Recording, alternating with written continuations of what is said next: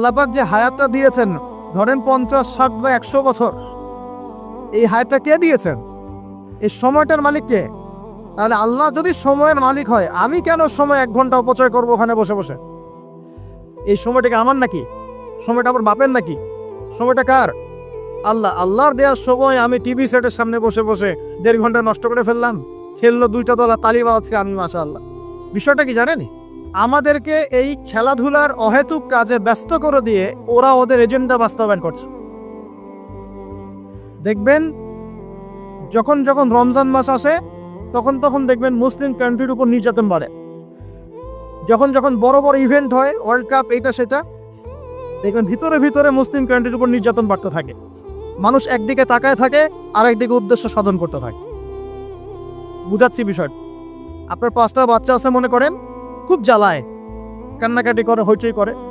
আর আপনি মোবাইল ফোনটা বের করে দিয়ে বলেছেন, বাবা বস, তোরা 5 জন মিলে একটা কার্টুন দেখ, আমি একটু কাজটা করি। দিয়ে দিলেন, ও কার্টুন দেখছে চুপচাপ, কেউ কোনো ডিস্টার্ব নাই। বুঝতে পারছেন? আর এই যে বাচ্চাগুলো কার্টুন দেখছে না, এগুলো হচ্ছে আমরা এটা। আর ওই যে কাজ করছে বাপ, এটা হচ্ছে ওরা, পশ্চিমারা। আমার কথা কি বুঝতে পারেন? আচ্ছা, আমি সহজ করার চেষ্টা করছি। প্রিয় যুবক ভাইরা, মেয়ে তো উন্মুক্ত করে দিয়েছেই, মাদক তো দিয়েছেই, জুয়া দিয়েছে, অহেতুক এসব খেলতামাশা দিয়েছে তোমার সামনে, তোমার সময় কেড়ে নেওয়ার জন্য, তোমার হায়াত কেড়ে নেওয়ার জন্য। তোমার মূল্যবান হায়াত, যে হায়াতটাকে তুমি আল্লাহর পথে দাওয়াতের কাজে ব্যয় করবা, দিন চর্চার কাজে ব্যয় করবা, আল্লাহর ইবাদতের কাজে ব্যয় করবা, আমর বিল মারুফ নাহি আনিল মুনকারের কাজ করবা, এই সময়টা ওরা কেড়ে নিয়েছে তোমার কাছে। বুঝতে পারছো না তুমি? আবার নেশা দিয়ে তোমার ভিতরটা নষ্ট করে ফেলেছে, জেনা দিয়ে তোমার অন্তরের নূর নষ্ট করে দিয়েছে, ফ্রি মিক্সিং দিয়ে জেনা এবং তোমার যে পবিত্রতা, চারিত্রিক পবিত্রতা নষ্ট করে দিয়েছে। বেশিরভাগ যুব সমাজ এখন বাসায় গিয়ে রাতের বেলা দেখা যায় সারাদিন ভালো কাজ করে, বাসায় গিয়ে রাতের বেলা বা দেখে নাই কখনো, এমন একটা ছেলে খুঁজে পাওয়া যাবে না। আর যখন আপনি এগুলোতে অভ্যস্ত হয়ে যাবেন, তখন শরীর খারাপ হয়ে যাবে, মন ভালো থাকবে না, আপনি একাকী গোপন পাপ করবেন, শরীর দুর্বল হয়ে পড়বে। একটা মেয়ের দিকে আপনি সম্মানের চোখে তাকাতে পারবেন না, মনে হবে মেয়ে মানেই মনে হয় ভোগের বস্তু। তারা কোনো কাজে শান্তি পায় না, অস্থির। এমনকি তারা যদি বিয়ে শাদীও করে, তবু বৈবাহিক জীবনে সুখী হতে পারে না। কেন জানেন? নিজের শক্তি ক্ষমতাগুলো আগেই নষ্ট করে ফেলেছে।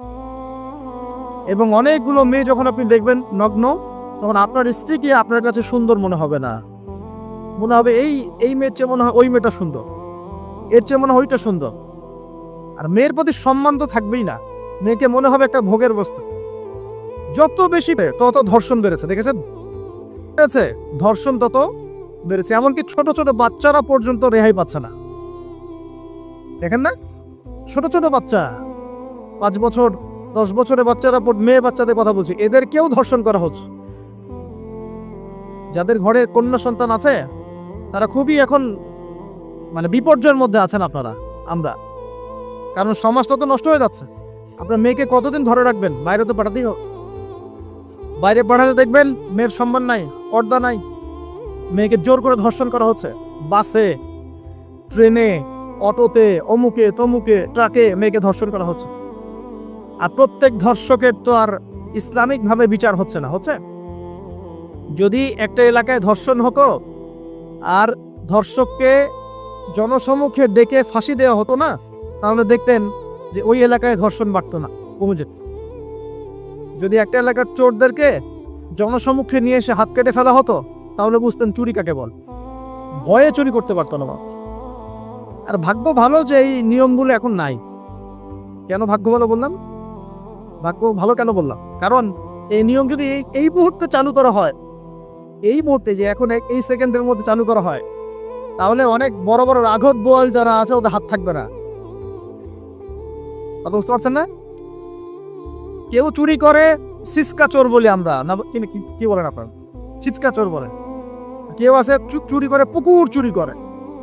সিসকা চোরকে ধরতে পারলে রাস্তাঘাটে কি মাইকটা দেওয়া হয়, তাই না? মনে হয় যে নিজের শক্তি খাটানোর একটাই জায়গা চোর পিটানো। মসজিদে যদি মসজিদে যদি একটা চোর ধরা পড়ে, কি মাইকটা মারে, খুঁটির সাথে বেঁধে একদম জুতা স্যান্ডেল দিয়ে। আর সামনে যে পুকুর চুরি করে বসে আছে, কিছুই করতে পারতেছে।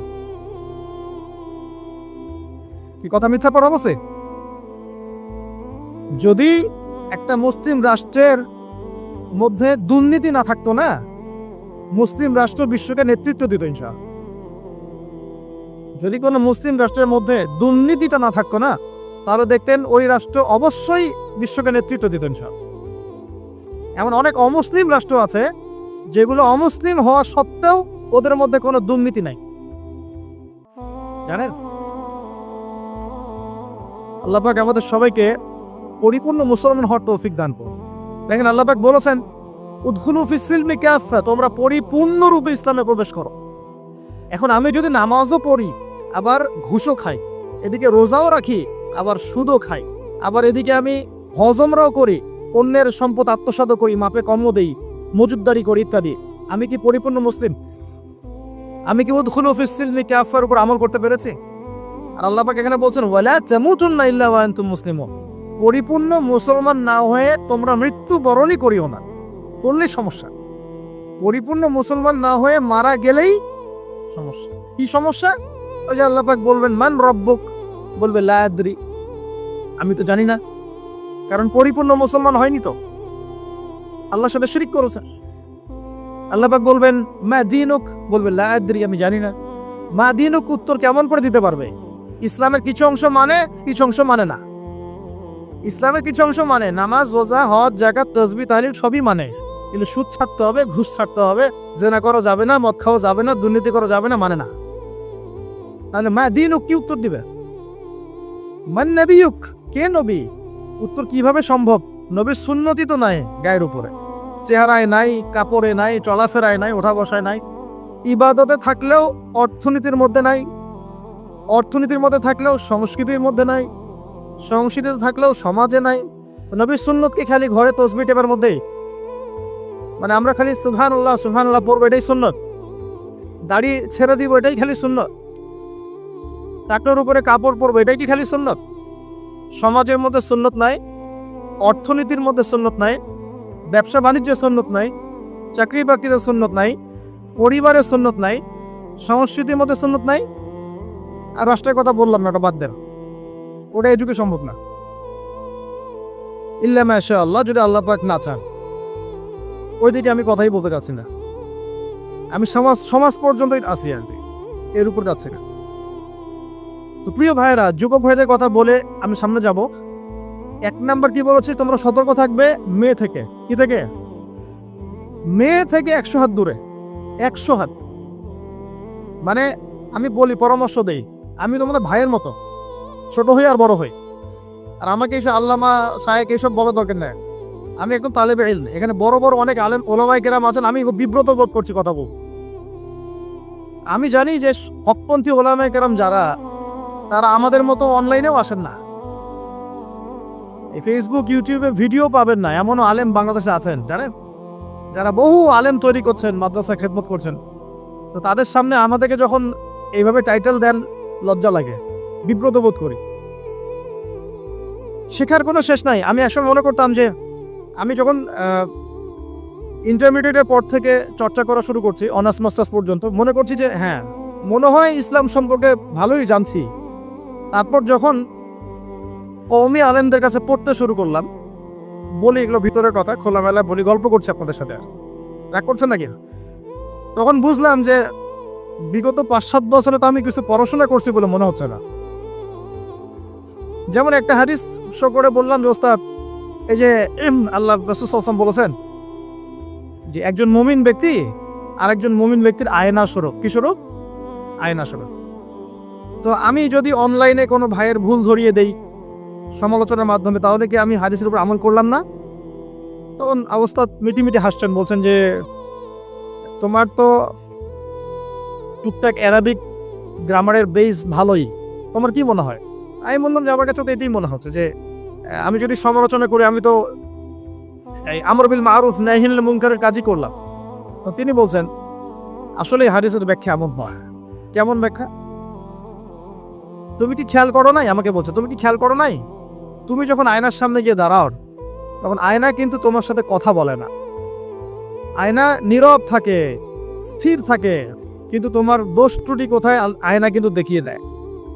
মনে করেন বুঝাচ্ছে, মনে করেন আপনার গাল কেটে গেছে, আপনি আয়নার সামনে দাঁড়িয়েছেন, আয়না কিন্তু আপনাকে বলে দিবে না এই যে তোমার গাল কাটা, এই ছেলে তোমার গাল কাটা, হ্যাঁ এই মেয়ে, এই ছেলে তোমার এই সমস্যা ওই সমস্যা, বলবে? চুপচাপ থাকবে। আয়না দেখিয়ে দিবে আপনার ভুলটা কোথায়। তিনি আমাকে হাদিসের ব্যাখ্যা শিখাচ্ছেন, বলছেন যে একজন মুমিন ভাই যদি কোনো ভুলের উপর থাকে, তুমি সঠিকটা আমল করে ওর সামনে দাঁড়িয়ে দেখিয়ে দিবে যেটা সঠিক। তো বুঝলাম, যতদিন যাচ্ছে আমি বুঝতে পারছি যে আসলে এই জ্ঞানের সমুদ্র যে কত গভীর, 100 বছর হায়াত দিলেও মনে হয় শেষ করতে পারবো না। প্রিয় যুব ভাইরা, নসিহত করছি, সেটা হচ্ছে যে দিনের জ্ঞান অর্জন করতে হবে। জ্ঞান অর্জনের কোনো বিকল্প নাই। আর জ্ঞান অর্জনের জন্য শুধুমাত্র ফেসবুক, ইউটিউব যথেষ্ট নয়। এগুলো কনস্ট্রাকটিভ কোনো মাধ্যম নয়, বরং ফিতনা ছড়াবে এগুলো কিন্তু বেশিরভাগ ক্ষেত্রে ফিতনাই ছড়াচ্ছে। আপনার কাছে মনে হচ্ছে হয়তো যে অনেক কিছু লাইভ হচ্ছে, আমরা পাচ্ছি, হ্যাঁ অনলাইনের মাধ্যমে জানছি, হ্যাঁ ঠিক আছে স্বীকার করি, ভালো আছে, কিন্তু এর মন্দটা অনেক বেশি। এর মধ্য দিয়ে আলেমে আলামি বিভক্তি হয়ে গেছে। এর মধ্য দিয়ে একে অপরের সাথে আমাদের সম্পর্ক নষ্ট হয়ে যাচ্ছে। গীবত, তহমত, সমালোচনা, কাদা ছড়াছড়ি সংস্কৃতি বাড়ছে, ঐক্য বিনষ্ট হচ্ছে, অনেক সমস্যা হচ্ছে। আর এগুলো কনস্ট্রাকটিভ সিলেবাস নয়। সিলেবাস আপনাকে ওলামায়ে কেরামের কাছে এসে জানতে হবে। আমি বলছি 1 নাম্বার কোরআন থাকবে। আপনাদের জেনারেলদের জন্য বলছি, কারণ আপনাদের জন্য এটা এত সহজ হবে না। মাদ্রাসা যারা পড়া শুরু করেছেন ছোটবেলা থেকে তাদের জন্য সহজ, আপনাদের জন্য এত সহজ নয়। সিলেবাসগুলো জেনে রাখেন। কোরআন পড়তে হবে আগে, পবিত্র কোরআনের বিশুদ্ধ তেলাওয়াত শিখতেই হবে, এবং প্রত্যেক দিন চেষ্টা করবেন 1 পৃষ্ঠা 2 পৃষ্ঠা আধা পারা 1 পারা করে তেলাওয়াত করার জন্য। তেলাওয়াতের কোনো বিকল্প নাই, প্রত্যেক হরফে 10 নাকি পাবেন ইনশাআল্লাহ। এরপরে এর ভাষা আছে, কোরআনিক গ্রামার আছে, নাহুসর। আর এই বইগুলো আপনি একা পড়তে পারবেন না। এই বইগুলো পড়তে হলে ওস্তাদ লাগবেই। এক একটা বই 2 বছর করে পড়তে হইতে পারে, পড়তে হবে। যদি আপনি কোরআন জানতে চান, বুঝতে চান, পড়তে হবেই। আর যদি মনে করেন না আমার এত জানা বোঝার দরকার নাই, সেটা আলাদা বিষয়। তখন আপনি ওলামায়ে কেরামের কাছে গিয়ে জিজ্ঞাসা করে মাসআলা নিয়ে নেবেন। এখানে একটা কথা বলে দিই, এখন আবার একটা নতুন আমি ফিতনাই বলবো বের হয়েছে যে আলেম ওলামার প্রয়োজন নাই, কোরআন হাদিস বাসায় পড়বা, নিজে একা একাই মুস্তাহিদ হয়ে যাবে। অনেক দিনী ভাইকে দেখছি আমি, যুবক ইয়াং, তার আগে বিপদগামী ছিলেন, হেদায়েত হয়ে ইসলামের দিকে এসেছেন, এখন প্রথমেই সহিহ বুখারী টান দিয়ে পড়া শুরু করুন। কে বললো আপনাকে প্রথমে সহিহ বুখারী পড়তে? আপনি কি এক লাভ দিয়ে এই মেডিকেল সায়েন্সের বই পড়তে যাবেন? এত কঠিন বই আগে কেন? এই বইগুলো পড়তে ওলামায়ে কেরামের 15-20 বছর সময় লাগে। 15-20 বছর সময় লাগে। 15 বছর বেশি বলে ফেলছে মানে, আমাদের মতো হলে 20 বছর লাগবে। কঠিন বই আগে না, আগে সহজ বইগুলো পড়তে হতো। তো ভাবখানা তখন দেখা যায় এমন, কয়েকটা হাদিসের কিতাব পড়ে, কোরআনের কিছু অনুবাদ পড়ে, আলেম ওলামার আর দরকার নাই, কোনো মাযহাবেরও দরকার নাই, আমি নিজে একাই মুস্তাহিদ। এটা একটা ফিতনা চলছে। তো আমি বুঝাচ্ছি আপনাকে, একটা মাসআলা ধরেন আপনার সামনে আসলো, মনে করেন ওই যে আমি পেপার মানি নিয়ে কথা বলেছিলাম না, কাগজের টাকা, এরপর আসছে ক্রিপ্টোকারেন্সি। কি আসছে? নাম শুনেন নাই? ইলেকট্রনিক মানি তো চলে আসছে, যে ইলেকট্রনিক মানি দিয়ে আপনারা লেনদেন করছেন না, এরপরে আসবে ক্রিপ্টোকারেন্সি মানে বিটকয়েন। এগুলো ভবিষ্যৎবাণী না, কিন্তু কিছু মানুষ মনে করে এগুলো ভবিষ্যৎবাণী। এগুলো ভবিষ্যৎবাণী না, এগুলো বর্তমান। অলরেডি পৃথিবীর কিছু কিছু দেশে চলে আসছে, হয়তো বা এদেশেও অচিরে আসবে। তো মনে করেন এখন আপনি একজন সাধারণ মানুষ, ক্রিপ্টোকারেন্সি কি জিনিস আপনি বোঝেন না। এখন আপনি একজন আলেমের কাছে আসলেন, এসে বললেন যে হুজুর ক্রিপ্টোকারেন্সি কি জিনিস আমি বুঝি না, এটা হালাল না হারাম, জায়েজ না জায়েজ, কতটুকু রাখা যাবে না, মাসআলা দেন। এখন আমি যদি আপনাকে বলি এই যে ভাই নেন কোরআন, এই যে তাফসীর ইবনে কাসির নেন, জালালাইন নেন, মারিফুল কোরআন নেন, এই যে বুখারী, মুসলিম, তিরমিজি, আবু দাউদ, নাসাই, সবগুলো নেন, বাসায় গিয়ে পড়াশোনা করে মাসআলা বের করেন, পারবেন? সম্ভব কি? কে পারবে? যিনি মুস্তাহিদ। আর একটা সমাজের মধ্যে মুস্তাহিদ মানুষের সঙ্গে কতজন থাকে? অল্প কিছু। বেশিরভাগ মানুষই তো অন্ধ অনুকরণ তাকলিদ করতে হবে তাকে। তখন এই যে আপনি আমার কাছ থেকে মাসআলাটা জানলেন, এই মাসআলা জেনে নেওয়াটা কি আপনার জন্য উচিত না অনুচিত? আপনার এই মাসালা জেনে নেওয়াটা কি উচিত না অনুচিত? এই মাসালা আমার কাছে বা আলেমের কাছে না জানলে কিভাবে শিখবেন আপনি? শেখার জন্য আপনাকে আসতে হবে না? এটাই মাযহাব, এটাই মাযহাব। এখানে বিভ্রান্তির কোনো সুযোগ নাই যে আমি এগুলা মানি না, আমি খালি বইপত্র একা একা পড়বো, আলেম হয়ে যাবে, সম্ভব না। যখন আমরা কলেজে পড়তাম অনেক সময় মনে হতো যে হয়তোবা সম্ভব, যখন পড়া শুরু করেছি তখন দেখছি যে না, এই সমুদ্রে ডুব দেওয়া কেবল শুরু, এর তলানি খুঁজে বের করতে 100 বছর লাগবে মনে হয়, আল্লাহ ভালো জানেন। আল্লাহু আকবার। দিনের জ্ঞান তো বেশি। আলী রাদিয়াল্লাহু আনহু একটা কথা বলে দেই, দিয়ে সামনে যাচ্ছি। আলী রাদিয়াল্লাহু আনহু শেষ বয়সে বলছেন, তাকে প্রশ্ন করা হচ্ছে যে আপনার কি কোনো দুঃখ আছে জীবনে?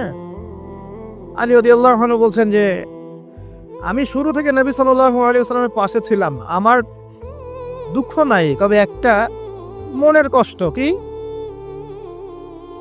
আমি যে জ্ঞানগুলো শিখেছি নবীর কাছ থেকে সাল্লাল্লাহু আলাইহি ওয়াসাল্লাম, সেই জ্ঞান বিতরণ করার জন্য কোনো পাত্র খুঁজে পেলাম না। কি গভীর কথা! যে জ্ঞান শিখেছি এটা বিতরণ করার পাত্রই খুঁজে পেলাম না। তাহলে পাত্র, আমরা তো পাত্র, জ্ঞান বিতরণ করবেন উলামায়ে কেরাম। পাত্র আমরা যদি পরিষ্কার না হই, জ্ঞান কিভাবে পাবেন? সম্ভব? সম্ভব না। আরেকটা বিষয় বলে দেই, যখন আপনি জ্ঞানের চর্চায় মাঠে নামবেন, আল্লাহ পাক আপনার সম্মানার্থে ফেরেশতার পাখা আপনার পায়ের নিচে বিছিয়ে দিবেন ইনশাআল্লাহ। আর যখন আপনি জ্ঞান চর্চা করে আলেম হবেন ইনশাআল্লাহ তাআলা, আপনার জন্যে আসমান জমিনের সমস্ত মাখলুক, এমনকি সমুদ্রের নিচের মাছ, গর্তের ভিতরের পিপিলিকা, সবাই আল্লাহর কাছে আপনার জন্য ইস্তেগফার করবে ইনশাআল্লাহ। একটা হাদিসে নবীজি বলেছেন যে আকাশের চাঁদটাকে তোমরা যেমন দেখো উজ্জ্বল অন্য নক্ষত্রগুলোর তুলনায়, ঠিক তেমনি সাধারণ মানুষের উপরে একজন আলেমের মর্যাদা এমন। তো প্রিয় ভাইয়েরা, যুবক ভাইদেরকে বলছি স্পেশালি, আজকের লেকচারটা স্পেশালি তোমাদের জন্য। এই ফাঁদগুলো থেকে বেঁচে থাকবে এবং এলেম অর্জন করবে। এলেম অর্জনের কোনো বিকল্প নাই, এবং এলেম অর্জনের জন্য সিলেবাস লাগবে। আর অনেক বইপত্র একা একা পড়তে পারবে না, আলেম ওলামাদের সংস্পর্শ লাগবেই, অন্যথায় পারবেন। এর পাশাপাশি আপনি সিরাতের বই পড়বেন, ইতিহাস পড়বেন, ইসলামিক অর্থনীতি পড়বেন, হ্যাঁ, ভূরাজনৈতিক প্রেক্ষাপটের বইগুলো পড়বেন, এগুলো ঠিক আছে। এবং জেনারেল লাইনে যেখানে পড়াশোনা করছেন, এই পড়াশোনাও কন্টিনিউ করবেন, এবং আপনার প্রতিভা দিয়ে আপনার জায়গা থেকে ইসলামের খেদমত করবেন ইনশাআল্লাহ। পারা যাবে না? আল্লাহ তৌফিক দান করুন। যুবক ভাইদের সামনে এই ফাঁদ। কেন ফাঁদ? কারণ যুবক ভাইরা যদি জীবনের উদ্দেশ্য জেনে ফেলে এবং ইসলাম প্রতিষ্ঠার কাজে আত্মনিয়োগ করে, তাহলে কুফার শক্তি পালানোর জায়গা খুঁজে পাবে না ইনশাআল্লাহ। প্রিয় ভাইরা, আল্লাহ রাব্বুল আলামিন বলছেন মুমিনদেরকে, হে মুমিনরা, তোমরা আল্লাহকে ভয় করো। দেখুন, 6টা পিলারে বিশ্বাস না করা পর্যন্ত কেউ মুমিন হয় না। কয়টা পিলার? 1 নাম্বার হচ্ছে আল্লাহর প্রতি বিশ্বাস। 1 নাম্বার আল্লাহর প্রতি বিশ্বাস। 2 ফেরেশতা মণ্ডলীর প্রতি বিশ্বাস। 3 আসমানি কিতাব সমূহে বিশ্বাস। 4 নবী রাসূলগণের প্রতি বিশ্বাস। 5 পরকালের প্রতি বিশ্বাস। এবং 6 তাকদীরের ভালো মন্দের প্রতি বিশ্বাস। এই 6টা পিলারকে মনে বিশ্বাস করতে হয়, মুখে স্বীকৃতি দেওয়া লাগে, এবং কাজেও বাস্তবায়ন করতে হয়। তারপর আপনি মুমিন হবেন ইনশাআল্লাহ। আল্লাহ পাক বলছেন আমাদেরকে, এই মুমিনদেরকে, তোমরা আল্লাহকে ভয় করো, ভয় করার মতো ভয় করো। এটার ব্যাখ্যা কি? ভয় করা মানে কি? শুধু নেক আমল করা মানেই আল্লাহকে ভয় করা নয়। আল্লাহ পাকের যত নিষেধ আছে, এই নিষেধগুলো ছেড়ে দেওয়ার নাম হলো আল্লাহকে ভয় করা। যদি আমি নামাজ পড়ি, প্রমাণিত হবে না যে আমি আল্লাহকে ভয় করি। আর হারাম ছেড়ে নামাজ পড়েন, হালাল খেয়ে নামাজ পড়েন, প্রমাণ হবে আপনি আল্লাহকে ভয় করেন। নামাজ পড়াটা একটু সহজ কাজ, কিন্তু এই হারাম রিজিক ছেড়ে দেয় এত সহজ কাজ নয়। রোজা রাখা সহজ কাজ তুলনামূলক, কিন্তু সুদ ঘুষ ছেড়ে দেওয়া এত সহজ কাজ নয়। তাসবিহ তাহলিল করা সহজ কাজ, কোরআন তেলাওয়াত করাও সহজ কাজ তুলনামূলক, কিন্তু ওই বোনের সম্পত্তি তাকে ফিরিয়ে দেওয়া এত সহজ নয়। অন্য মুসলিম ভাইয়ের মান সম্মান রক্ষা করা তো সহজ নয়। পরিবারে পর্দা এবং নামাজ কায়েম করা তো সহজ নয়। এবং এই সুদ ঘুষ দুর্নীতি অন্যের সম্পদ আত্মসাৎ থেকে বের হয়ে আসা এত সহজ নয়। তাকওয়া মানে কি? পরিপূর্ণরূপে ইসলামে প্রবেশ করা, আল্লাহ পাকের যাবতীয় হুকুম আহকাম মেনে চলা, আদেশও এবং নিষেধও। আল্লাহ পাক বলেছেন শেষে, ওয়ালা তামুতুন্না ইল্লা ওয়া আনতুম মুসলিমুন। একজন নবীর কথা খালি বলবো, বিশৃঙ্খলা করেন না, একটু ধৈর্যের সাথে বসেন। আমরা খুব লম্বা আলোচনা করব না, একটু বসেন, শেষ করে দিচ্ছি। আস্তে আস্তে। আর যদি কারো কোনো প্রশ্ন থেকে থাকে এভাবে চিরকুট আকারে আমাদের এখানে দিতে পারেন ইনশাআল্লাহ। মুসলিম না হয়ে মৃত্যুবরণ করো না। আল্লাহ পাকের কালাম পবিত্র কোরআনের মধ্যে সূরা হজ নামে একটা সূরা আছে। এখানে আল্লাহ পাক সূরা হজের মধ্যে ইব্রাহিম আলাইহিস সালামের কথা বলছেন যে হুয়া সাম্মাকুমুল মুসলিমিন। ইব্রাহিম আলাইহিস সালাম সেই নবী যিনি তোমাদের নাম মুসলিম দিয়েছেন। কি দিয়েছেন? আচ্ছা, ইব্রাহিম আলাইহিস সালামের দুটো ঘটনা বলবো খালি। আমি আপনাকে ইসলাম দেখাচ্ছি কি জিনিস। দেখুন, তার স্ত্রীকে আল্লাহ পাক বলছেন রেখে আসো, হাজেরা আলাইহিস সালামকে রেখে আসো মক্কার কাবা ঘরের কাছে, যেখানে কোনো মানুষ নাই, কোনো খাবার পানি কিচ্ছু নাই, সাথে ছোট সন্তান ইসমাইল। দেখেন, রেখে আসার সময় কিন্তু ইব্রাহিম আলাইহিস সালাম আল্লাহকে বলেন নাই যে আল্লাহ আমি আমার স্ত্রী সন্তানকে ওখানে কেন রেখে আসবো, এর পিছনে যুক্তি কি, এর পিছনে বিজ্ঞান কি, এর পিছনে দর্শন কি জিজ্ঞাসা করেছিলেন? আল্লাহ পাক বলেছেন সামিআনা আতাআনা। সন্তান বড় হয়েছে, আল্লাহ পাক বলছেন তাকে জবাই করতে হবে। তিনি সন্তানকে গিয়ে বলছেন ইয়া বুনাইয়া ইন্নী আরা ফিল মানামি আন্নী আসবাহুক, আমি স্বপ্নে দেখছি তোমাকে জবাই করছি, ফানজুর মাযা তারা, তোমার কি রায় আমাকে বলো। সন্তান বলছে এবার ইয়া আবাতি, আমার আব্বা, ইফআল মা তুমার, আপনাকে যে আদেশ করা হয়েছে সে আদেশ আপনি পালন করেন। সাতাজিদুনি ইনশাআল্লাহু মিনাস সাবিরিন, ইনশাআল্লাহ আপনি আমাকে ধৈর্যশীল পাবেন। কে বলছে এটা? ইসমাইল। ইসমাইলের মধ্যে কি এখনকার তরুণদের জন্য আদর্শ নাই? যে বয়সে ইসমাইল আলাইহিস সালাম বলছেন আব্বা আমাকে জবাই করে দেন, কোনো সমস্যা নাই, ইনশাআল্লাহ আপনি আমাকে ধৈর্যশীল পাবেন, ওই বয়সের আমাদের তরুণ প্রজন্ম টিকটক প্রজন্ম, ওই বয়সে আমাদের তরুণ প্রজন্ম কিশোর গ্যাংয়ে যোগ দিয়েছে, জেনা করেছে, মাদক খাচ্ছে, জুয়া খেলছে, এই যে জার্সি গাইডে ঘুরে বেড়াচ্ছে। দেখেন, এই ওয়াজে আসার সময় দেখলাম যে কিছু ছেলে দাঁড়িয়ে আছে ওখানে। কি হচ্ছে ওখানে দাঁড়ায়? বক্তা এখনো আসে নাই, সিগারেটের প্যাকেট থেকে সিগারেট বের করে টান দিচ্ছে ওখানে। বক্তা তো এখন আসেন, টান দিয়ে যায়, তারপর বসে। মাদক বলতে কি বলছো তোমরা? খালি গাঁজা, ইয়াবা, ফেন্সিডিলি মাদক? সিগারেটটা মাদক না? এই জর্দা খাই, এটা কি মাদক না? এগুলো মাদকের মধ্যে পড়ে, এগুলো ফ্যাশন হয়ে গেছে এখন। আল্লাহ পাক তোমাদেরকে এগুলো থেকে হেফাজত করুন। আমি দেখেন, ইসমাইল বলছেন হে আমার আব্বা আমাকে আপনি জবাই করে দেন যদি আল্লাহ আদেশ করে থাকেন, আমাকে ধৈর্যশীল পাবেন ইনশাআল্লাহ। মা বোনদের জন্য বলছে এখানে একটা কথা, দেখুন প্রিয় মা বোনরা ভালো করে শুনুন। দেখুন, ইসমাইল আলাইহিস সালামকে কিন্তু তার বাবা বড় করেন নাই। ইসমাইল আলাইহিস সালাম বড় হয়েছেন মক্কায় তার মায়ের কাছে, হাজরা আলাইহিস সালামের কাছে। আর ইব্রাহিম আলাইহিস সালাম থাকতেন সিরিয়ার শামে তার আরেক স্ত্রী সারা আলাইহিস সালামের সাথে। তিনি যাওয়া আসা করতেন। আর তখনকার যাওয়া আসা এত সহজ ছিল না, তখন কোনো মোটর যান ছিল না। তো দেখুন, যেমন মা তেমন সন্তান, কেমন মা? হাজরা আলাইহিস সালামকে বলা হচ্ছে যে তোমাকে এখানে রেখে যেতে আল্লাহ আদেশ করেছেন। তো হাজরা আলাইহিস সালাম বলছেন এখানে তো কোনো পানিও নাই, কোনো খাবারও নাই, আপনি এখানে আমাদেরকে একা ফেলে যাচ্ছেন। ইব্রাহিম আলাইহিস সালাম বলছেন আল্লাহর আদেশ, কিছু করার নাই। এখন হাজরা আলাইহিস সালাম বলছেন আচ্ছা যদি আল্লাহ আদেশ করে থাকেন তাহলে ইনশাআল্লাহ আল্লাহ আমাদের হেফাজত করবেন, আল্লাহর প্রতি আমি পূর্ণ তাওয়াক্কুল করলাম। কে বলছেন? হাজরা। এই হাজরা আলাইহিস সালামের দেখেন এখানে তো কোনো খাবারই নাই, পানিও নাই, এক মশক পানি একটু খাবার দ্রুতই শেষ হয়ে গেল। শেষ হওয়ার পর তিনি ছোটাছুটি করছেন suffer Marwah, suffer Marwah, suffer Marwah, কোথাও যদি একটু পানি পাওয়া যায়। কি তাওয়াক্কুল আল্লাহর প্রতি! ছোটাছুটি করছেন, বাচ্চা ইসমাইল কান্নাকাটি করছে। মায়ের এই ছোটাছুটি আল্লাহর কাছে এত পছন্দ হয়েছে, যতদিন হজ থাকবে এই হাজরা আলাইহিস সালামের স্মৃতির সাথে জড়িত এই সাই থাকবে। এবং এই ঘটনা আল্লাহর কাছে এত পছন্দ হয়ে গেল যে আল্লাহ পাক জিবরাইল আলাইহিস সালামকে পাঠিয়ে জামজাম কূপের পানি বের করে দিলেন, যেই কূপের পানি জীবনে কখনো শেষ হয় না, পানি খেলে খিদাও লাগে না। চিন্তা করে দেখেন, গ্যালন গ্যালন পানি যাচ্ছে, গ্যালনের পর গ্যালন জামজাম থেকে প্রত্যেক দিন। এমনকি মদিনায় গেলেও আপনি জামজামের পানি পাবেন, মসজিদে কুবায় গেলেও জামজামের পানি পাবেন। আর পৃথিবীর বিভিন্ন জায়গায় তো আমরা নিয়ে আসছি, শেষ হয়েছে? পানির স্তর 1 ইঞ্চি পর্যন্ত নিচে নেমেছে। দেখেন, আল্লাহর প্রতি যখন মানুষ পূর্ণ তাওয়াক্কুল করে তখন আল্লাহর মারিফত নেমে আসে। যখন মানুষ আল্লাহর প্রতি পূর্ণ তাওয়াক্কুল করে ফেলবে তখন আল্লাহ পাক আধ্যাত্মিকত্ব দিয়ে দিবেন সব। এটা কি বিজ্ঞান দিয়ে ব্যাখ্যা করা যায়? একজন ফেরেশতা আসলো, পাখা দিয়ে আঘাত করলো, মাটি থেকে ঝর্ণা বের হওয়া শুরু হলো, এখনকার বিজ্ঞান বিশ্বাস করবে? কোনো যুক্তি দর্শন বিশ্বাস করবে? করবে না। এই যে মা, তাওয়াক্কুল কারিমি মা, তার গর্ভ থেকে জন্ম নিয়েছে ইসমাইলের মতো সন্তান, যে বলছে আব্বা আমাকে জবাই করতে চাইলে করে দেন, কোনো সমস্যা নাই, আল্লাহর ইনশাআল্লাহ আপনি আমাকে ধৈর্যশীল পাবেন। সুবহানাল্লাহ। এই জন্য বলি, আমাদের পরিবারের মায়েরা যদি হাজরা আলাইহিস সালামের মতো হতে না পারে তাহলে ইসমাইলের মতো প্রজন্ম তৈরি হবে না। অতএব প্রিয় মা ও বোনেরা, একটা নসিহত যথেষ্ট আপনাদের জন্য, যে নিজেরা হাজরা আলাইহিস সালামের মতো আল্লাহর প্রতি পূর্ণ তাওয়াক্কুলকারী হয়ে যান।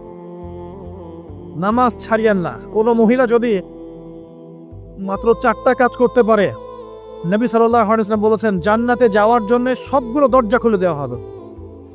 1 নাম্বার, কোনো মহিলা যদি 5 ওয়াক্ত নামাজ পড়ে, এখানে শুধু ফরজ নামাজের কথা বলা হচ্ছে, নফলের কথাও বলা হচ্ছে না। 2 নাম্বার, যদি একজন মহিলা রমজান মাসে সওম রাখে, ফরজ সওম, ফরজ রোজা, নফল রোজার কথাও বলা হচ্ছে না। 3 নাম্বার, যদি মহিলা, একজন নারী যদি তার সতীত্বকে হেফাজত করতে পারে, পর্দা মেনে চলতে পারে। এই পর্দা বলতে আমরা ডিজিটাল বোরখা বোঝাচ্ছি না। পোশাকটা এমন হবে না যে পোশাক পরেও গায়ের কাঠামো কতটুকু আটো-সাটোটা বোঝা যায়, এই বোরখা চলবে না। বোরখা এমন হবে না, পোশাক এমন হবে না যে বাহির থেকে ভিতরের অঙ্গ দেখা যায়, এই বোরখা চলবে না। পোশাক এমন হবে না যে পোশাকটা পুরুষদের পোশাকের সাথে সাদৃশ্য আছে, গেঞ্জি টি শার্ট পরা যাবে না। পোশাকটা এমন হবে না যেই পোশাকটা অমুসলিমদের সংস্কৃতির সাথে বা ধর্মীয় কালচারের সাথে সাদৃশ্য আছে, এমন পোশাকও চলবে না। যদি কোনো নারী 3 নাম্বার তার লজ্জাস্থানের হেফাজত করতে পারে, মানে শরঈ পর্দা মেনটেন করতে পারে, আর পর্দা করে যদি কলেজে গিয়ে আর ইউনিভার্সিটিতে গিয়ে সহি প্রেমে লিপ্ত হন, তাহলেও পর্দা হবে না। কথা বোঝাতে পারছি না মনে হয়? পর্দা করেও যদি ইউনিভার্সিটিতে গিয়ে গ্রুপ স্টাডি করতে হয় গায়রে মাহরামের সাথে, এই পর্দাও চলবে না। পর্দা মানে পর্দা। পর্দা করে যে দুলাভাইয়ের সাথে কুটুস কুটুস গল্প করা শুরু করেন, রিডিস পিডিস, চলবে না পর্দা। দেবর আর ভাবি, এখন দেখেন না, দেবর ভাবি, শালি দুলা ভাই, চাচাতো ভাই চাচাতো বোন, কোন জায়গায় সমাজ গিয়েছে জানেন? এমনও নিউজ বাংলাদেশে এসেছে, নাউজুবিল্লাহ বলতে বলতে রুচিতে বাঁধে, যে বাবা মেয়ের সাথে পর্যন্ত জেনা করে ফেলেছে। এই ঘটনা জানেন না? বাংলাদেশে একাধিক ঘটনা ঘটেছে। আস্তাগফিরুল্লাহ, ইন্না লিল্লাহি ওয়া ইন্না ইলাইহি রাজিউন। কোন যুগে আছেন চিন্তা করে। কেউ কারো থেকে বাদ না। শিক্ষকের সাথে ছাত্রী, ছাত্রর সাথে শিক্ষিকা, বসের বস আর কলিগ, মহিলা কলিগ বস, মহিলা বস, পুরুষ কর্মচারী, হ্যাঁ অমুক অমুক কর্মকর্তা, তমুক কর্মকর্তা। মাঝখানে একটা সিসিটিভির ফুটেজ পাস হয়ে গেল, দেখলেন না কি হইলো? মনে আছে? ভুলে গেছেন মনে হয়। একটা টাইটেল, একটি সিসি ক্যামেরা সারা জীবনের কান্না, মনে নাই? ভুলে গেছেন আপনারা? হ্যাঁ, এই যে মনে আছে। তো কে কার থেকে বাদ? ফুফাতো ভাই, চাচাতো বোন, হ্যাঁ খালাতো বোন, খালাতো ভাই, মানে কাজিন, দেবর ভাবি, শালাদুল্লাহ ভাই, শালিদুল্লাহ ভাই, সব দেখবেন জেনা করতেছে না? পরকিয়া তো নিত্যদিনের ব্যাপার। পরকিয়া না করলে এখন পেটের ভাতই হজম হয়। বাসায় একটা স্ত্রী আছে, বাইরে 3-4টা মেয়ের সাথে টাঙ্কি মেরে বেড়াবে, কোনো সমস্যা নাই। সমস্যা কোথায় বলি? সমস্যা হচ্ছে যদি আপনার স্ত্রী থাকে একজন নেককার বা সতীসাধী নারী থাকে, এবং তার পারমিশন নিয়ে যদি আপনি আরেকটা বিয়ে করতে যান, সমস্যা আছে। হালালভাবে বিয়ে করলে সমস্যা, বাইরে টাঙ্কি মেরে বেড়াবেন, কোনো সমস্যা নেই। বাসায় একটা স্বামী আছে, বাইরে আরো 2-4টা ছেলের সাথে ফোনে কথা বলে, কোনো সমস্যা নেই। আমরা এখন কি করি জানেন? আমরা জেনাকে প্রমোট করি, নগ্নতাকে প্রমোট করি, আর বিয়ে হালাল জিনিসগুলোকে আমরা ঢেকে দেই, বাধা দেই। বিয়ে করতে চান, দেখবেন বাধা পাবেন। জেনা করতে চান, বাধা পাবেন না। হ্যাঁ, বিশ্বাস করছেন না? বিয়ে করতে যে দেখেন খালি কত বাধা আস, আর জেনা করতে চান, কোনো বাধা নেই। মদ খাইতে চান, কোনো বাধা নাই। লিগ্যাল কিছু পতিতালয় আছে আমাদের দেশে, লিগ্যাল। কেন? তাদের যদি এতই সম্মান দেওয়ার ইচ্ছা থাকে আমাদের, আমরা কি ওদেরকে হালাল কোনো কর্মসংস্থান দিয়ে এই পাপের পথ থেকে ফেরাতে পারি না? ঠুনকো আবেগ দেখাও মিয়া, বাইরে খালি কিছু টাকা পয়সা ইনভেস্ট করে একটা প্রজেক্ট হাতে নিয়ে এই মেয়েদেরকে, মহিলাদেরকে যদি একটা ভালো কর্মসংস্থানের ব্যবস্থা করে, ওরা কি জেনা করবে নাকি? ও তো টাকার জন্য করে, পেটের দায়ে করে। কোনো মেয়ে কি চায় নিজের ইজ্জত মানুষের কাছে বিক্রি করতে? কোনো মেয়ে চায় না। প্রিয় দিনী বোনেরা, পোশাক এই 4টা মূলনীতি মেনে চলবেন। পোশাক এমন হবে না, আটো পোশাক চলবে না, পাতলা পোশাক চলবে না, বাইরে থেকে ভিতর দেখা যায়, পুরুষের পোশাক চলবে না, এবং অমুসলিমদের সাদৃশ্য আছে এমন পোশাক চলবে না। আপনি বাসায় কি পোশাক করে থাকেন, আমরা এখানে তো কোনো রকম ইন্টারফেয়ার করতে যাচ্ছি না। বাইরে যদি গায়রে মাহরামদের সাথে বের হন, সামনে বের হন, তাহলে অবশ্যই আপনাকে এই পর্দা মেনটেন করে আসতে হবে। এটা ইসলামিক লস। আর আল্লাহর আইন যদি আপনি না মানেন, আপনার কবর আপনার, আমার কবর আমার। ফাযাক্কির ইন্নামা আনতা মুযাক্কির, উপদেশ দাও তুমি, শুধু উপদেশ দাতা। লাস্তা আলাইহিম বিমুসাইতির, তুমি কারো প্রতি দারোগা নও, আমাদের দায়িত্ব জাস্ট প্রচার করা। বাল্লিগু আন্নী ওয়ালাউ আয়া, একটা আয়াত জানলেও খালি প্রচার করে দাও, দ্যাটস অল। ফাযাক্কির ইন নাফাআতিদ যিকরা, তুমি উপদেশ দাও যদি উপদেশ কোনো কাজে আসে। প্রিয় ভাইয়েরা, বন্ধুর কথা বলতে গিয়ে এখানে এসেছিলাম। একটা মেয়ে 4টা কাজ করলে জান্নাতে চলে যাবে ইনশাআল্লাহ। 5 ওয়াক্ত নামাজ, ফরজ নামাজ, 2 রমজান মাসের সওম, 3 নাম্বার লজ্জাস্থানের হেফাজত, 4 নাম্বার স্বামীর আনুগত্য। স্বামীর কি দেখেন, ফ্যামিলিস্ট মেয়েরা বলবে স্বামীর দাসত্ব। দাসত্ব আনুগত্য এক জিনিস নয়, মনে থাকবে। দাসত্ব আনুগত্য এক জিনিস নয়। আনুগত্য মানে কি? আনুগত্য মানে আপনার স্বামী আপনাকে কোরআন সুন্নাহর মতো চালানোর চেষ্টা করছে, আপনি এটা ফলো করবেন, আনুগত্য। আর আপনার স্বামী যদি আপনাকে কোরআন সুন্নাহর বাইরে যেতে বলে, যদি বলে যে আসো, অফিসের কলিগরা আসছে, আমার টেবিলে খাবার পরিবেশন করো, যাবেন না আপনি, আনুগত্য করবেন না। আপনার স্বামী বলছে যে সুন্দর করে সাজুগুজু করো তো, আজকে ঘুরে আসে সাজেক,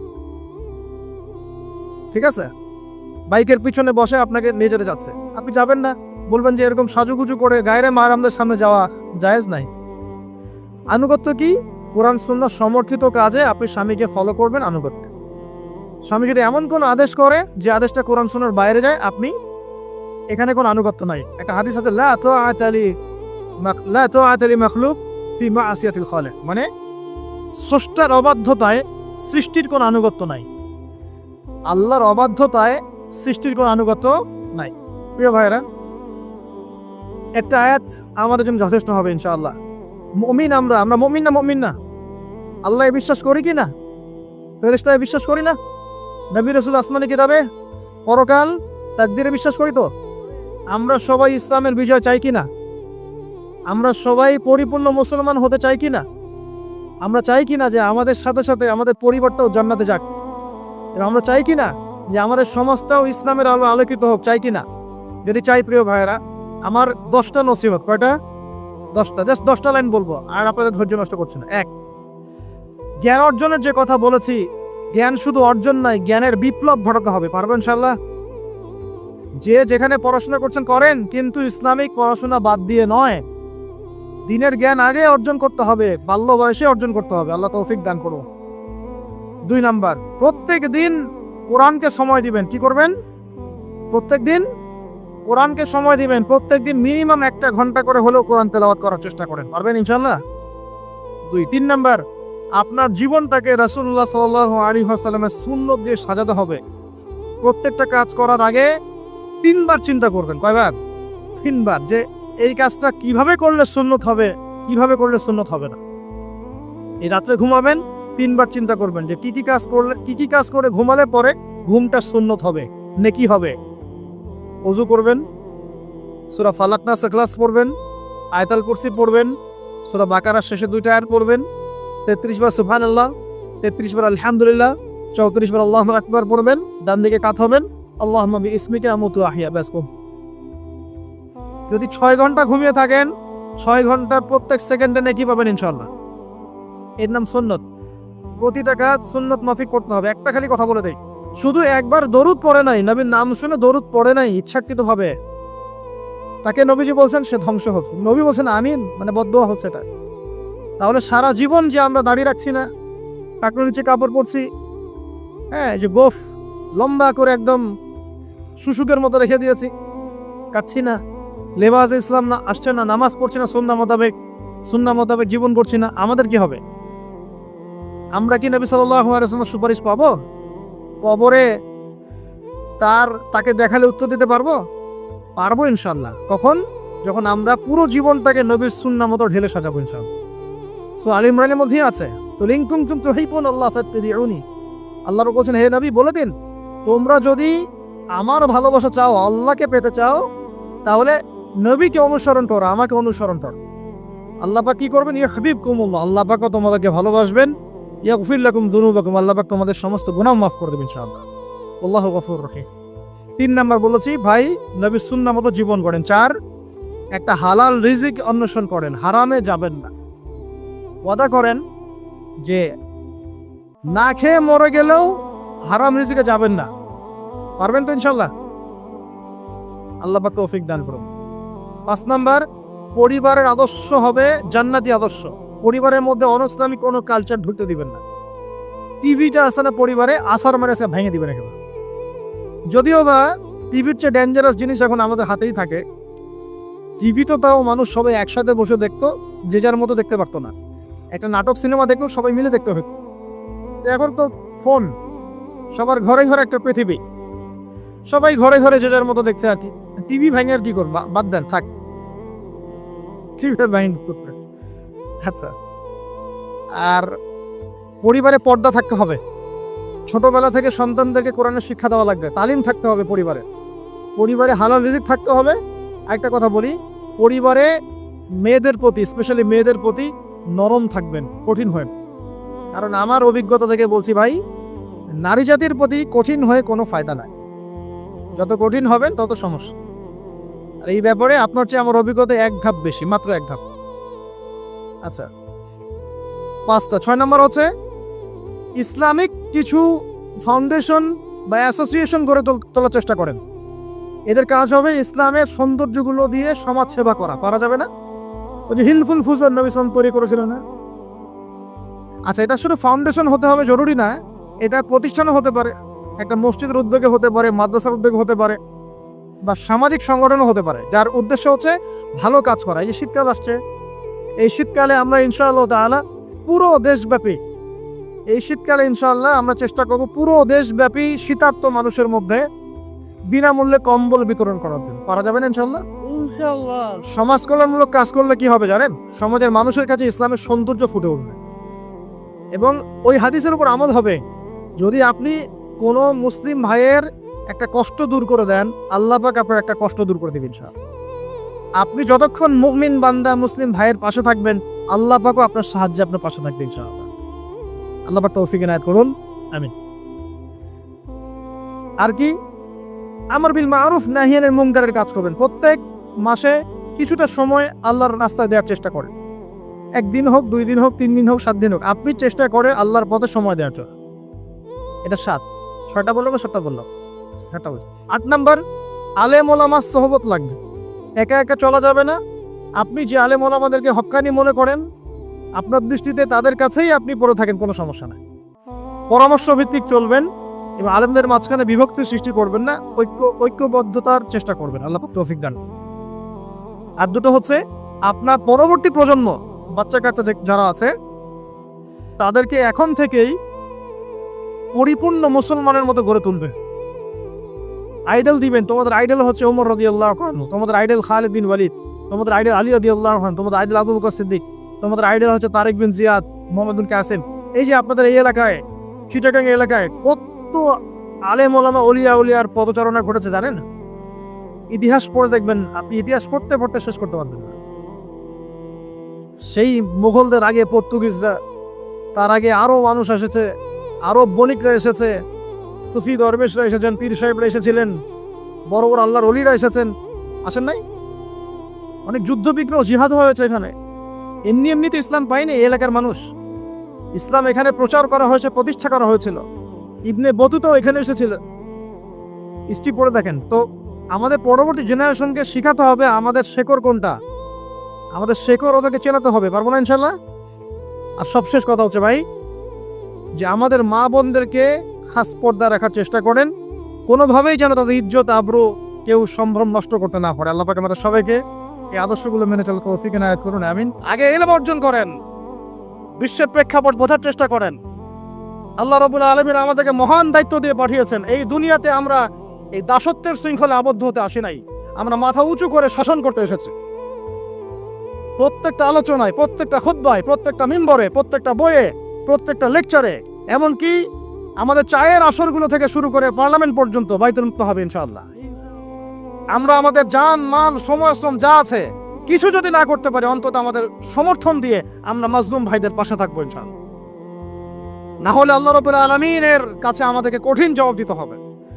আরবের ওই মুনাফিকদের কথা বাদ দেন, আরবের চারপাশে যে মুনাফিকরা বসে আছে ওদের কথা বাদ দেন, ভুলে যান। এদের দ্বারা কোনো কাজ হবে না ইনশাআল্লাহ।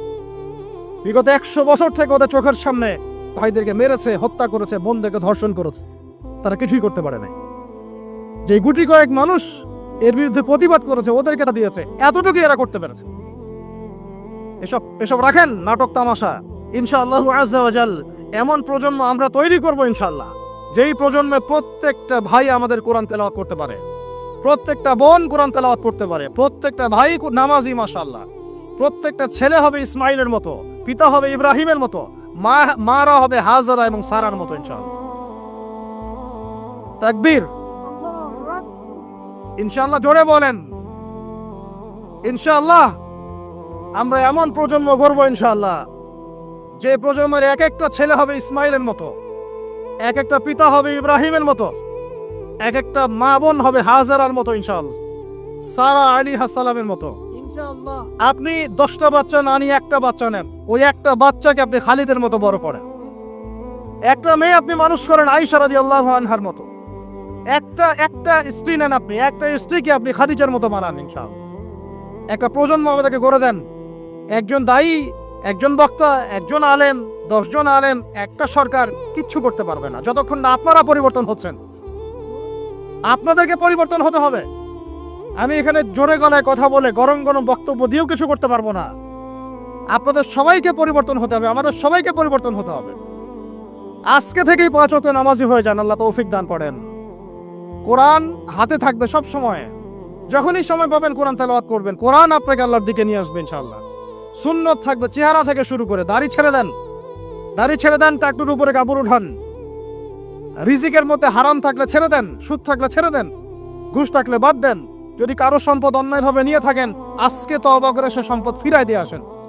লজ্জার কিচ্ছু নাই, গিয়ে বলবেন ভাই আমি ভুল করেছিলাম, বুঝি নাই, জানি নাই, তোমার সম্পদ অন্যায়ভাবে নিয়েছে, ভাই তুমি নিয়ে নাও। আপনার মর্যাদা আল্লাহ বাড়াই দিবে ইনশাআল্লাহ। আল্লাহ আপনাকে আসমান থেকে বেহিসাব রিজিক দিবে ইনশাআল্লাহ। যে বোন পর্দা করছো না, আজকেই পর্দা ধরো ইনশাআল্লাহ। যারা পরিবারের প্রতি শিথিল, পরিবারের প্রতি কঠোর হন, আপনার সন্তানের প্রতি কঠোর হন, ভাইয়ের প্রতি কঠোর হন।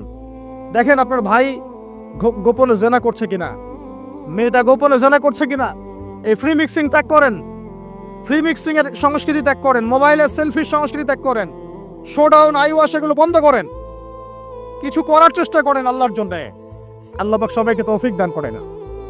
যারা আমরা মাদ্রাসায় পড়ি, আমরা যারা মাদ্রাসায় টুকটাক যাওয়া আসা করি, আমাদের জীবনের উদ্দেশ্য যেন এমন না হয় যে একটা ইমামতি হলেই বাস কাম খালাস। না, একটা ইমামতির জন্য আল্লাহ আপনাকে সৃষ্টি করেন নাই।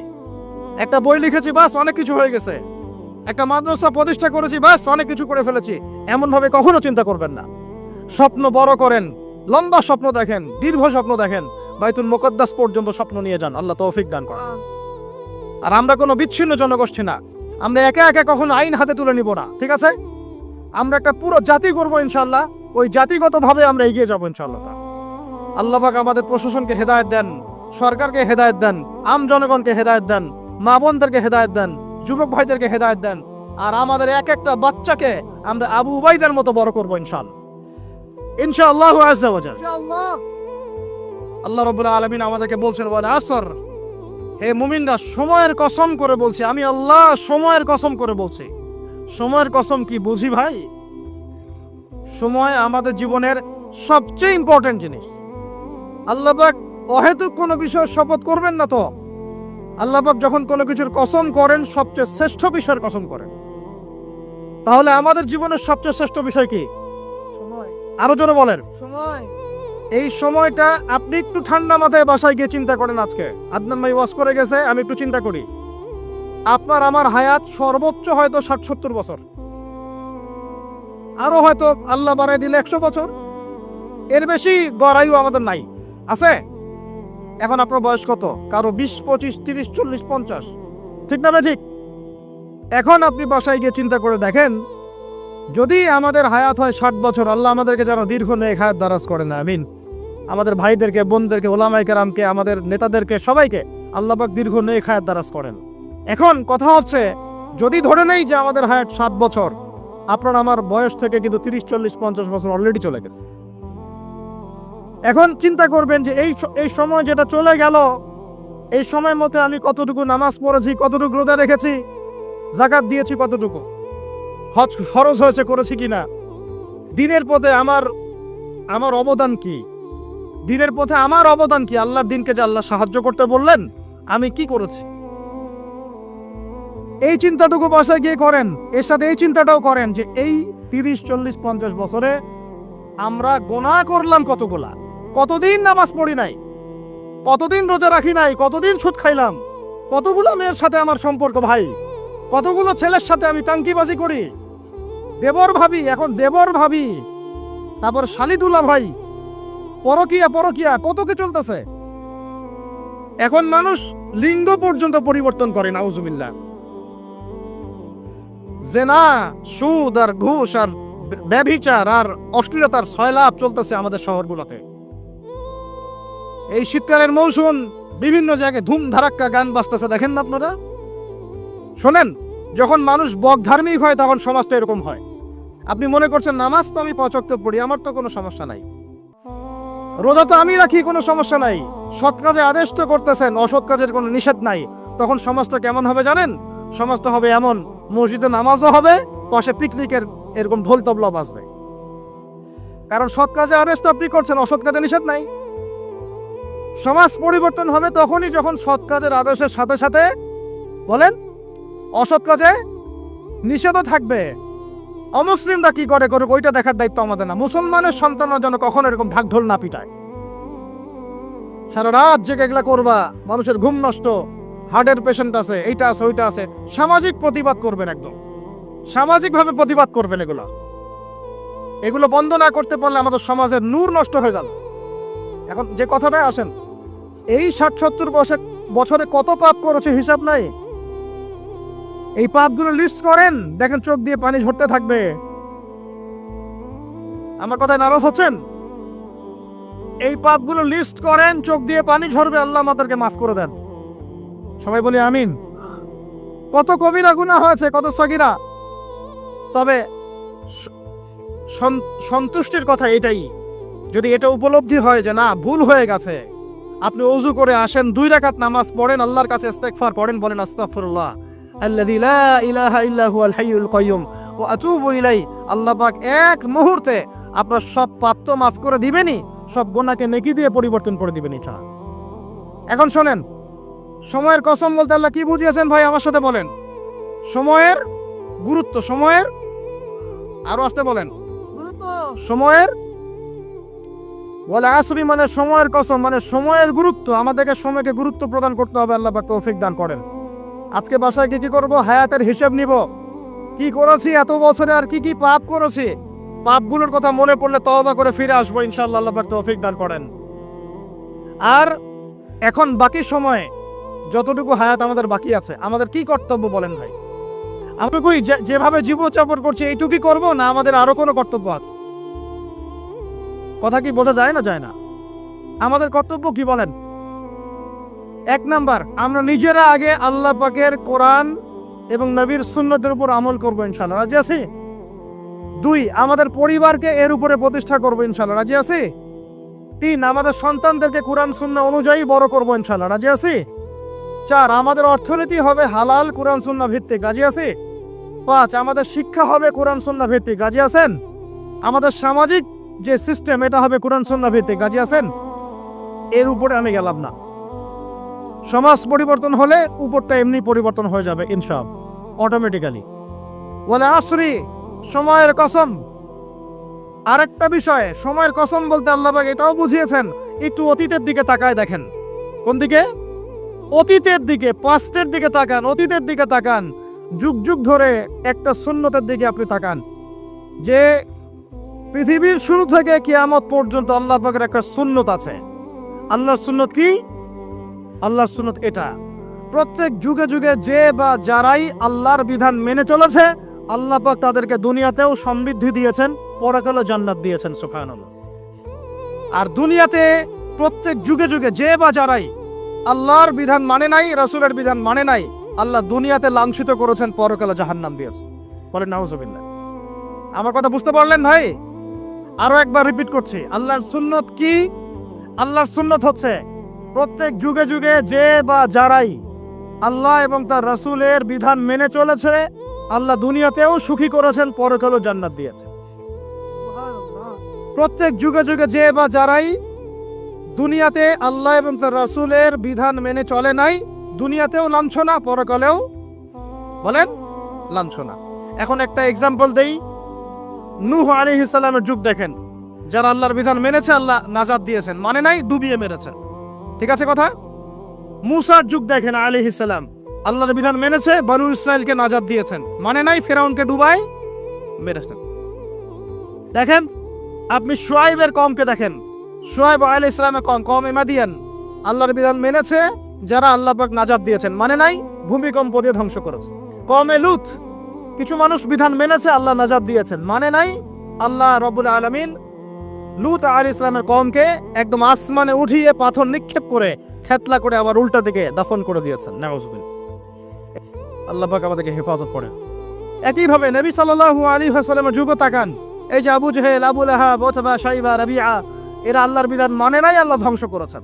আবু বকর, ওমর, ওসমান, আলী রাদিয়াল্লাহু আনহু আজমাইন, তারা মেনেছেন, আল্লাহ দুনিয়াতে সমৃদ্ধি দিয়েছেন, পরকালে জান্নাত। বুঝাতে পারলাম কি ভাই? বলে আসরি মানে কি বুঝাতে পারলাম? আল্লাহ পাক এই সময়ের কসম করে বলছেন, হে মানুষ শোনো, ইন্নাল ইনসানা লাফি খুসর, সমস্ত মানুষই ক্ষতির মধ্যে আছে। বলেন নাউজুবিল্লাহ। এখানে আল্লাহ পাক একদম আমভাবে সবাইকে বলছেন, সবাই ক্ষতির মধ্যে আছে। মানুষের ক্ষতি কয় প্রকার? আমার সাথে বলেন, মানুষের ক্ষতি দুই প্রকার। কয় প্রকার? মানুষের ক্ষতি কয় প্রকার? এক, ইহকালীন ক্ষতি, দুই, পরকালীন ক্ষতি। এক, ইহকালীন ক্ষতি, দুই, পরকালীন ক্ষতি। ইহকালীন ক্ষতি কি? ইহকালীন ক্ষতি হচ্ছে সূরাতুল রুমের এই আয়াতটা। আল্লাহ পাক বলছেন, বা'দা আউযু বিল্লাহি মিনাশ শাইতানির রাজিম, যাহারাল ফাসাদু ফিল বাররি ওয়াল বাহরি বিমা কাসাবাত আইদিন নাস। আল্লাহ পাক বলছেন, জলে মানে পানিতে, এবং স্থলে মানে এই যে জমিনে, জলে এবং স্থলে যত বিপর্যয়, অরাজকতা, এই যে আপনারা দেখছেন ফাসাদ, ফিতনা যে ছড়িয়ে পড়ছে, এগুলো মানুষের হাতের কামাই, মানুষের হাতের কামাই। বনভূমি উজাড় করেছে কে? জিন না মানুষ? বলেন। এই পরিবেশ নষ্ট করেছে কে? জিন না মানুষ? বলেন। খাবারে ভেজাল দিয়েছে কে? জিন না মানুষ?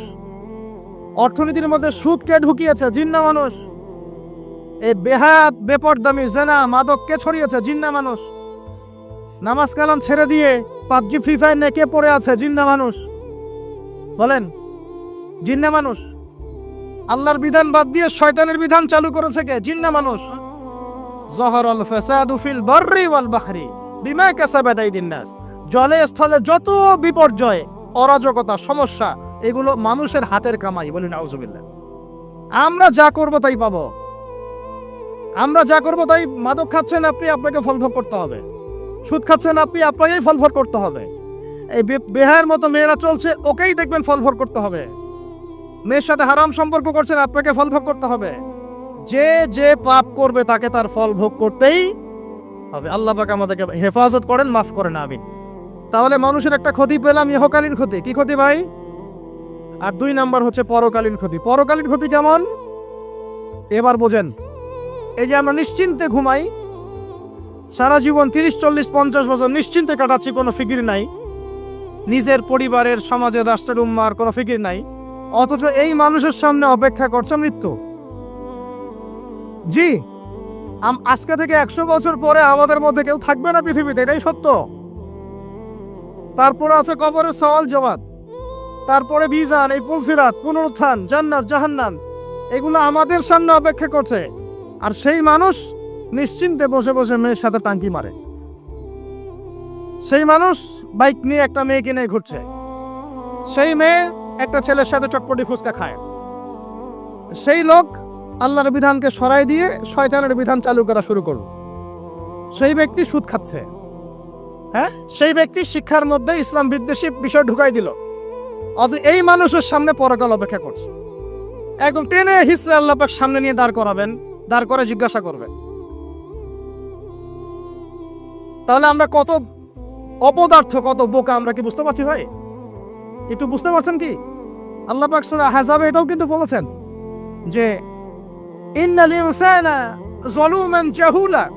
এর আগে আল্লাহ বলেছেন ওয়ালাকাদ আরাদনাল আমানাতা আলাস সামাওয়াতি ওয়াল আরদি ওয়াল জিবালা ফাআবাইনা আন ইয়াহমিলনাহা ওয়া আশফাকনা মিনহা ফাহামালাহাল ইনসান। সুবহানাল্লাহ, শুকরিয়া, আল্লাহ পাক মনে করাই দিয়েছেন। আরেকটা যদি না বলতে পারতাম মনের মধ্যে একটা অতৃপ্তি থেকে যাইতো। আল্লাহুম্মা লা ইলমা লানা ইল্লা মা আল্লামতানা ইন্নাকা আনতাল হালিমুল হাকিম। আলহামদুলিল্লাহ। আয়াতের অর্থ শুনেন, মানুষ যে জালেম, জাহেল, আমরা যে অপদার্থ, আল্লাহ পাক কি বলছেন শুনুন। আল্লাহ বলছেন ওয়ালাকাদ আরাদনাল আমানাতা আলাস সামাওয়াতি ওয়াল আরদি ওয়াল জিবাল। আমি ইসলামের এই আমানত, শরিয়াত, কোরআন হাদিসের এই যে আমানতটা, এটা আসমান সমূহকে দিতে চেয়েছিলাম, তোমরা কি নিবা? আমি জমিনকে দিতে চেয়েছিলাম, তোমরা নিবা? আমি পাহাড়কে দিতে চেয়েছিলাম, তো আমানত কি নিবা? ফাআবাইনা, তারা বলেছে না, নিতে পারবো না। ওয়া আশফাকনা মিনহা, তারা অক্ষমতা প্রদর্শন করেছে। ফাহামালাহাল ইনসান, মানুষ সেই আমানতটা কাঁধের মধ্যে বহন করেছে। আমরা সেই আমানত কি করেছি ভাই? কাঁধে বহন করেছি। আল্লাহ পাক বলছেন ইন্নাল ইনসানা যালুমান জাহুলা, মানুষ কত জালেম, মানুষ কত জাহেল। আমাদের সামনে পরকালীন এই কঠিন জবাবদিহিতা অপেক্ষা করছে। এরপরে আমাদের জীবন যেমন পদ্ধতি দেখলে মনে হয় যে আমাদের মধ্যে আর গরু ছাগলের মতো কোনো পার্থক্য নেই। কেন? গরু ছাগলের কাজ কি? খাবে, ইস্তেঞ্জা করবে আর সহবাস করবে, বাস। আমাদের এখন এই তিনটা কাজ। কি খাবো, আর কোন টাইলস ফিটিং বাসায় পায়খানা করব, আর কতগুলো বাচ্চা পয়দা করতে পারি, বাস, দ্যাটস অল। এর বাইরে আমাদের চিন্তা কোথায়? আচ্ছা, এবার আসেন, সময়ের কসম বুঝতে পারলেন? ইন্নাল ইনসানা লাফি খুসর বুঝতে পারলেন? আচ্ছা, আল্লাহ পাক এবার আমাদেরকে বলছেন, আচ্ছা ঠিক আছে, 4টা গুণ অর্জন করো। কয়টা ভাই? আমার সাথে বলেন, কয়টা গুণ অর্জন করব? আল্লাহ পাক বলছেন এই 4টা গুণ যারা অর্জন করবে তারা ওই ক্ষতি থেকে বেঁচে থাকবে ইনশাআল্লাহ। সুবহানাল্লাহ।